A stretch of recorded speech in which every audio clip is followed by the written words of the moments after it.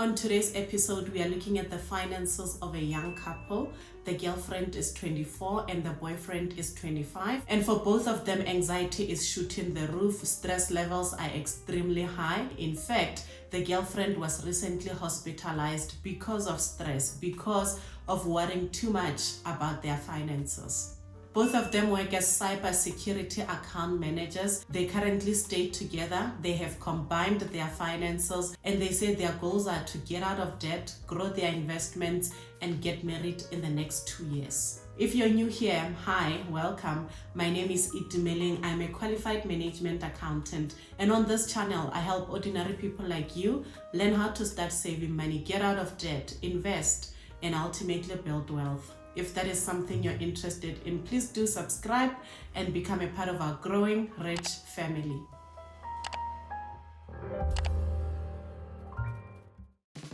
I will get into our couple's finances in a moment. For now, my friends at Youth in Tech SA have asked me to come back and send their deepest gratitude for all of you that have been able to make donations towards their non-profit organization. Your donations have significantly supported their bursary scheme as well as the laptop drive, and they'll be able to help more students in need with bursaries and laptops. Their iPhone 16 giveaway to donors is still running. It's going to end on the 31st of July, so you can still continue to make your donations and stand a chance to win a brand new iPhone 16. And even beyond the iPhone 16 giveaway, if you feel in your heart that this is an organization that you want to continue to support, by all means, they would really appreciate it. Your donation would really go a long way in helping students in need. They have given me the biggest honor of announcing the iPhone 16 winner. I will do that on Friday, the 1st of August, on a YouTube live. I know last time I went live on YouTube, some of you said, oh, it was short notice or you missed it. Do not miss this one. Make a donation to Youth in Tech SA using the link in the description box below, and I could be announcing you on a YouTube live on the 1st of August as a lucky winner of a brand new iPhone 16. If you need more information about Youth in Tech SA, please visit their website. For now, let us get into today's finances. Remember, our girlfriend and boyfriend, I already told you they work as cybersecurity account managers. The girlfriend makes a net income of 50,919 rands and the boyfriend makes 51,219 rands. In total, their monthly income take home is 102,138 rands. This is some big money for these small kids that say their finances are stressing them, they have anxiety. This is a lot of money, nice money problems, okay? In case some of you are wondering, how does a 24-year-old and a 25-year-old make so much money? How many years of experience do they have? Well, they actually said I should raise awareness on the cybersecurity industry. They say they never went to university. Straight out of matric, they started working. And they say they've realized that a lot of young people don't know about the cybersecurity industry, that you can actually get into it and make such a lucrative income. So they said I should let you guys know that cybersecurity pays well and you guys should consider it. I should consider it. All of us should consider being cybersecurity account managers. They don't even want a degree. I don't know if the whole industry really does not require a tertiary qualification or if they just got lucky. I really don't know, but it's something worth looking into. Some of you, your kids are in high school and they don't know what to study and they just want to study towards something high paying. Maybe you want to change industries and you don't know what to change into. They said I should let you know that cybersecurity could just be the one for you. So that is their monthly income, a very gorgeous 102,000 for 2 little babies. Now let's look at their savings and investments as well as debt balances. Tax-free savings, 244,155 rands. These are 2 tax-free savings accounts. Both of them have their individual accounts. That is the balance for both of them. They say when they started working, their boss advised them to put their money in a tax-free savings account And that was not a bad advice from the boss. The boss did the best he could. So they opened a tax-free savings account and they started saving money there, but they didn't really know how tax-free savings accounts really work. For them, it was just a savings account, that gives you best interest, that's not going to be taxed. So they just used it as, a normal savings account.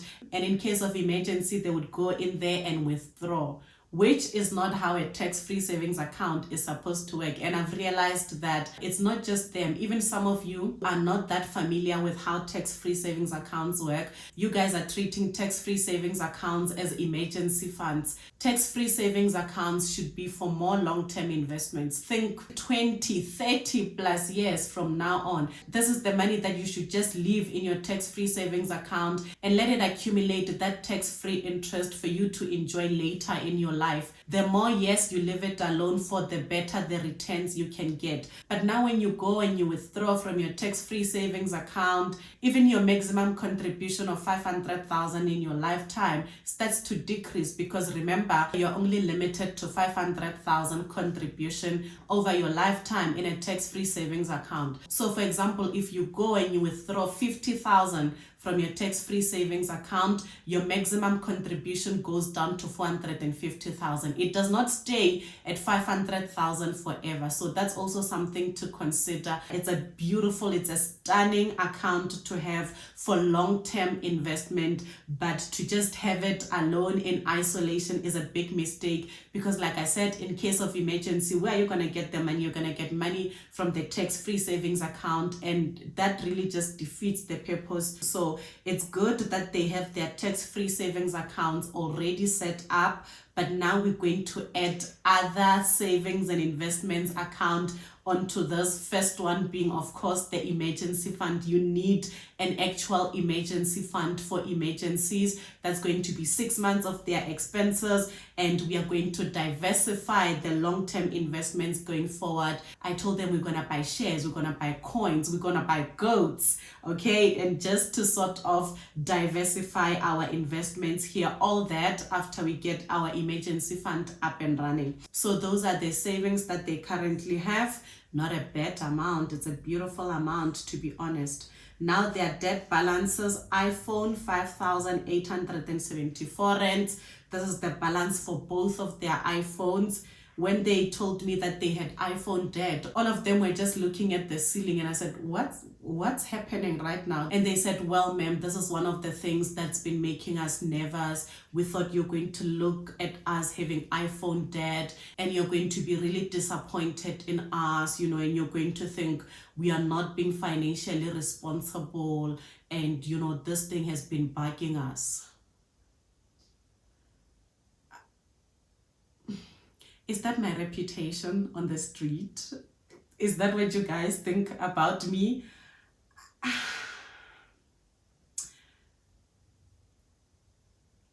I don't know what to say to that. I didn't know what to say to that then. I don't know what to say to that now. iPhone debt, I've spoken many times about the iPhone pandemic. If you want an iPhone, just buy it cash or donate to the Youth in Tech and then win an iPhone, something. But not to promote the iPhone debt, the iPhone pandemic in any way. But I was not too worried about their iPhone debt. It's 2 iPhones. They're going to be done with both of them by the end of November. So I was not that worried about that. What really worries me sometimes is when someone does not earn enough. They are in a lot of debt. They don't have savings. And then they have an iPhone debt they're hanging at 40,000. So for our couple here, as you will see, their finances are not as bad as they think. Their finances are actually, they are fine. So them having an iPhone debt was not that hectic for me, as hectic as they thought it would be. But for their income, they could have honestly just bought it cash. They could afford to buy it cash, which goes to show you that even people like our lovely couple here that can easily tap and go at iStore will still resort to iPhone contracts and pay interest, even though they could buy it cash. I don't know who normalized it like this. I don't know who taught us that you can't buy an iPhone cash and just forget about it. But that's why I'm here, to let you know that you can buy it cash, especially if you can afford it. Buy it cash and leave it alone. But for them, for now, they're going to pay it off in November. It's fine. And they said, ma'am, we promise going forward, if you want iPhones, we'll buy it cash. I said, yeah, you can buy it cash. You have money. You guys have money. Nothing to worry about. What's an iPhone really? And then Markham, 8,716 rands for the boyfriend. Okay, even this we didn't need. Why do we need clothing accounts? You know, Mr. Price, 5,133 rands. And then car, 167,054 rands. Their total debt is 186,777 rands. They actually have two cars. The first one they bought cash, and this is their second car that they are currently paying. They are currently making extra payments towards this car, and they want to pay it off by the end of the year as well. I don't know why they are stressed. For me, this looks like people that are on the right track, people that are doing their best. You know, they have some savings there, a little bit of iPhone and Markham and Mr. Price, but not too much. And the car debt is also not that bad. Even if they were not making extra payments and they were not aggressively paying it off, it's not a bad balance, 167,000 for their income, right? But they say we are stressed about our finances. Just looking at their savings and debt balances does not look like there's a lot to worry about. But let's continue. Let's look at the rest of their expenses to see what's really going on. Okay, now their monthly expenses. Rent is 11,570 rands. That is a high rent, but they stay in Sandton. Their work is in Sandton and they work from home. When they have to travel to work, it's just a 5-minute drive. So that rent is not bad, especially considering their income. It's just a little over 10% of their combined income, so that's fine. And then their car payment, 6,529 rands. Electricity, 1,500 rands. They say they use gas stove and solar for their geyser, so that's why their electricity cost is not that high. And then car insurance 1,540 rands. Car insurance 1,300 rands. They should consider moving to one insurer. They could have a big saving there. And then tracker 150 rands. Tracker 185 rands. Even the trackers can be combined to cut on cost. And then the iPhones is 1,353 rands. Like I said, they'll be done with the iPhones by end of November.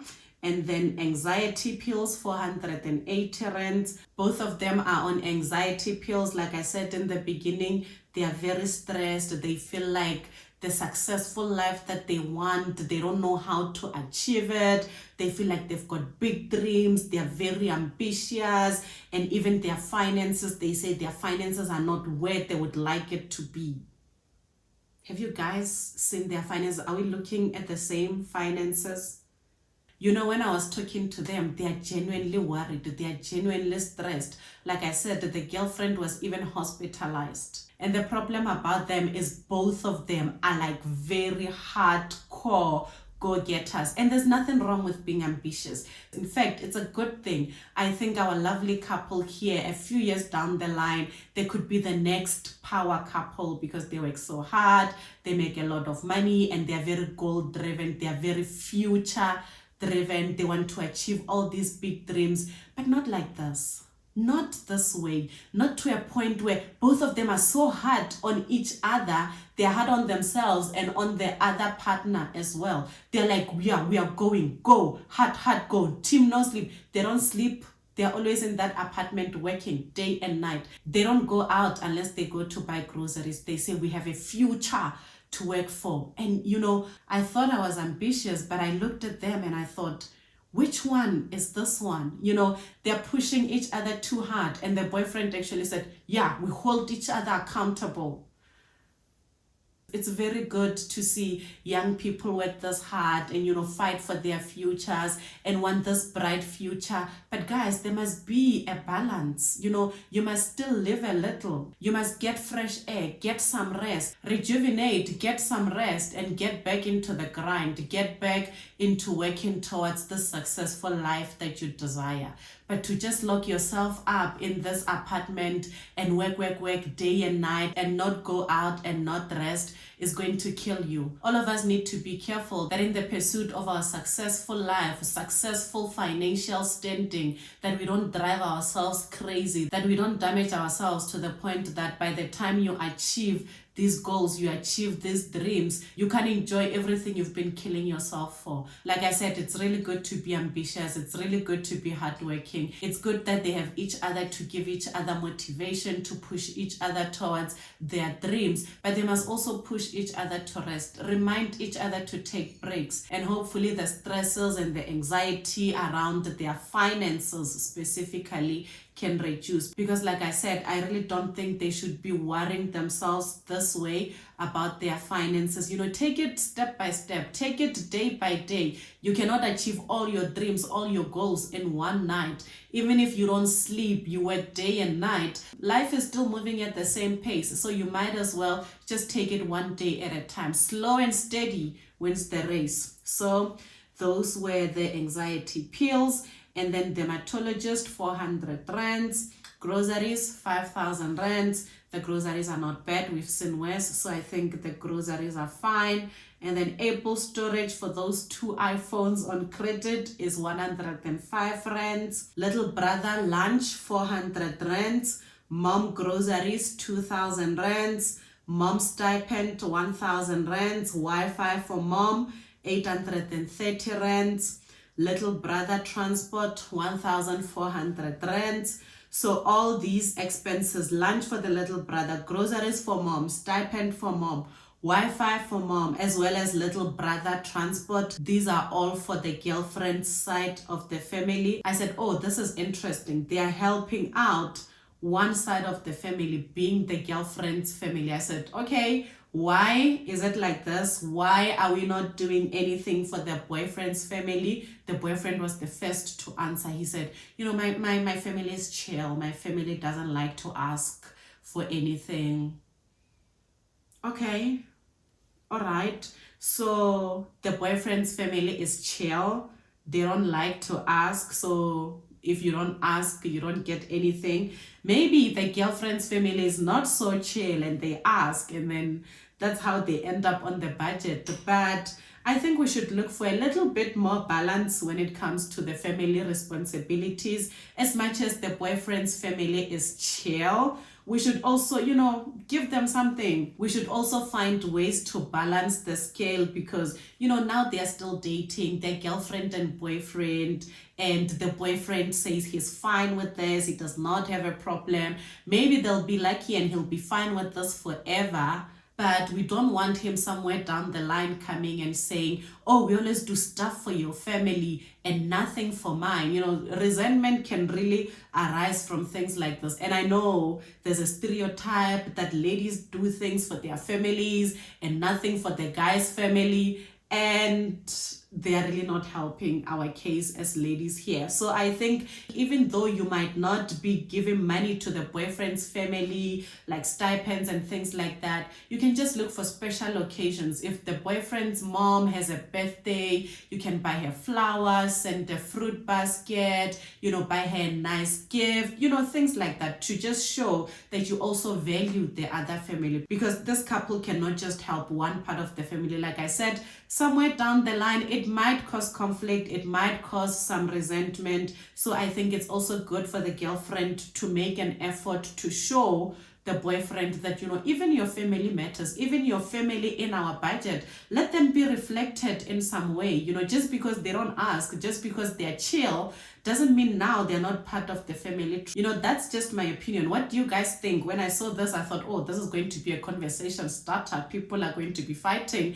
in the comments. What has been your experience with this? Do you think that ladies typically send money to their families and then the guys just don't? Is it okay to help one part of the family if the other part of the family is chill and they never ask? I want to know all about that in the comments. Funeral cover, 130 rands. This funeral cover is for our sister only. She has covered her mom and her little brother.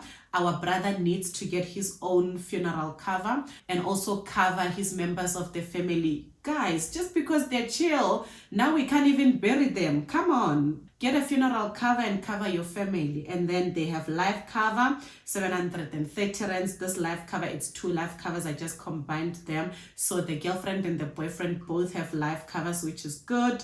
And then the marker monthly payment is 1,700 rands. Mr. Price, 700 rands as well. They said they are using the 6-month payment method and it's interest free. They should also be done by the end of November. So we're just gonna let them run their course. And then money for dates is 4,000 rands. And they say we hardly ever use this money, to be honest, because we are always working. And I hope that's something that can change. Go on dates. You guys are 24, 25, and already you're sacrificing your relationship, you're sacrificing your lives, you're sacrificing your whole life for work, and you're sacrificing everything basically so that you can work all the time and stress. So we have money for dates already. Go out on these dates, get to know each other again, invest in your relationship. They say in the next 2 years they would like to get married. Who are you marrying if both of you are just turning your backs against each other, looking at laptops, trying to make money that you never really get to spend? So please make an effort for the dates to happen. It's actually one thing that can force you guys to get out of the house, to put away the laptops and just live a little. And then petrol, like I said, they work from home. Their petrol is just 500 rands. Netflix, 200 rands. Data, 300 rands. They get free data from work. So this is just when they need to top up. And then savings, 16,000 rands. Extra car payments, 30,000 rands. The savings, you will remember, they were putting in a tax-free savings account. We're not going to do that anymore. We are going to take this 16,000 and we are going to build an emergency fund until we have 6 months of expenses and our emergency fund is fully funded. They have reached the limit of 36,000 rands each for a tax-free savings account anyway, so they can continue with the tax-free savings next year as well as other forms of investments. But for the rest of the year, we are just going to focus on building our emergency fund. And then they are making the extra car payments. They wanted to pay off the car by the end of December and they've been making extra payments of 30,000 rands. They said the boyfriend is expecting a bonus of 60,000 rands in September, so they were not sure how to use that money. And the girlfriend mentioned that both of them have applied to study at the university part-time next year and they have been accepted, and the fees for both of them is 60,000 rands for next year. So they were thinking of just taking the bonus in September of 60,000 rands and paying the fees forward. I said, what? You guys are already thinking about fees for next year and we are still here in 2025 trying to tackle the problems of 2025. This is why you're stressed. You're always thinking of the next thing to conquer, of the next thing to tick off your list. Can we slow down a little bit? Can we focus on this year? How about we take the 60,000 rands? You're already paying off the car. You're already making extra payments towards the car because you want to finish the car payment. How about you take the 60,000 bonus and you just put it towards the car as well? That way you'll be done by the end of September with the car. But remember, the car payment has an interest attached to it.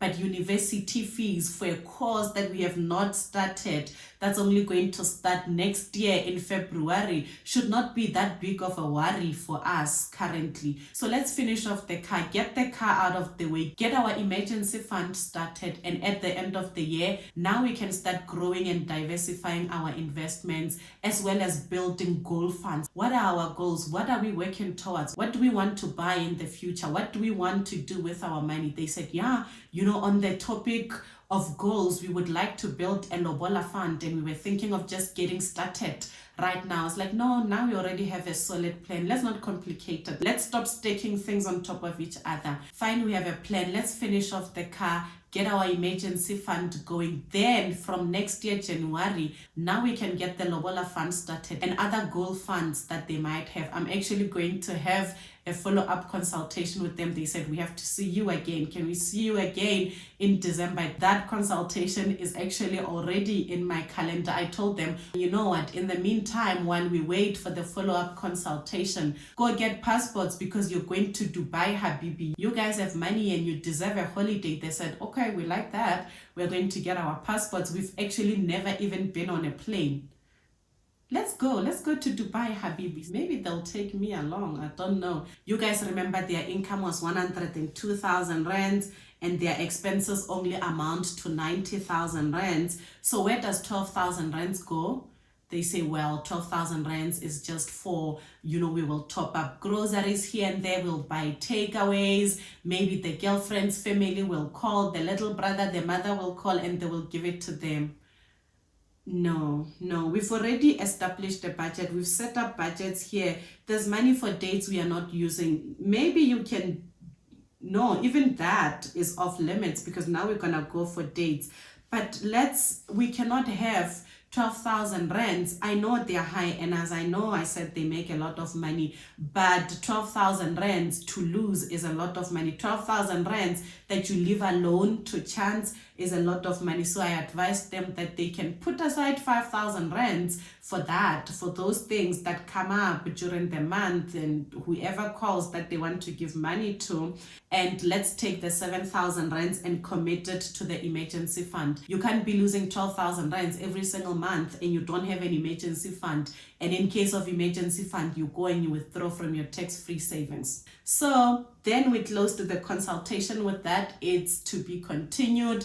When I'm going to do the follow-up consultation with them again, it will just be checking in on how far the emergency fund is, and then we're going to start setting up those goal funds as well as diversifying their investments. And they said, okay, ma'am, we'll see you in December, but please do not go until you rate us.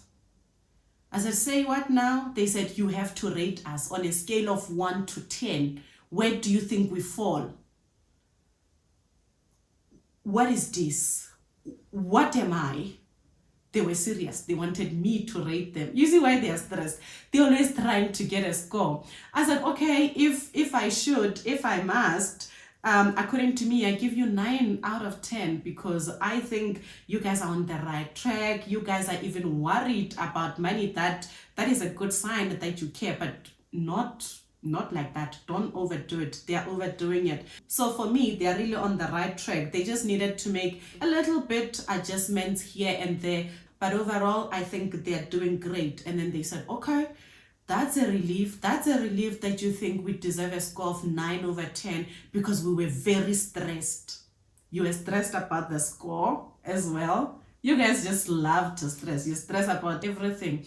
And after the call, I wondered to myself, I wonder if they did not stay up all night worrying about the 9 over 10 score. What if they were worrying, saying, why didn't Itu give us a 10 over 10? So to risk them worrying further, I'm going to give them 10 over 10. What score do you give them? Let's rate them. They want to be rated. What score are you going to give our young couple here on a scale of 1 to 10? Where do you think they fall? I really hope you guys enjoyed this episode. I hope you found value in it. Don't forget to like and share the video. Subscribe if you haven't already. I will see you guys in the next one. Until then, I hope you have a rich day.